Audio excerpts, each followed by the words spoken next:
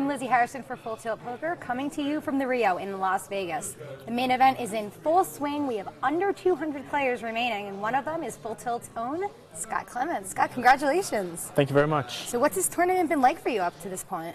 First day was rough. Actually ended first day with only like 21,000. So less than your starting stack. Yeah, so I was kind of short going into day two, but it was a really great blind structure, so I was able to still play poker, and ended day two with 128, and then next day 450, next day 828, and ended yesterday with 1.5, and been able to build a little bit today. So it's just kind of been a steady climb. Not a lot of big pots. The only really big pot that I've played yet was just recently.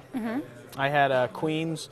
A guy opened to 52, and a guy re-raised to like 220, and he had like 500,000 total, and I went all in. The other guy had like 750. He folded, and the guy called, and he had ace-king. Flop came king-queen 3. So it was pretty good flop. Pretty happy there. Turn came a king, so it gave a little bit of a sweat, but the river was a 9, so I ended up busting him, and now I've got 1.7. Excellent. So what is it about the structure here that you really like so much that allows, really good players to succeed? I think after day one, and some part into day two, I've almost always had like 100 big blinds deep. So there's been a lot more play, so it's not just like where you have to go all in with certain hands. There's a lot more play, and you're allowed to get away from more hands or make more plays with worse hands, like trying to get players to fold. So I think that just the deeper play has made like for a really great structure, and if you're able to continue to build and not get detrimented by like a bad beat, then you're still able to play a lot of poker. Yeah. Well, you've been here at the Rio for a couple of years now, playing the main event, other tournaments here. Do you think this field compares differently to any of the other fields you've played in? Anything specific jump out at you? The aggression.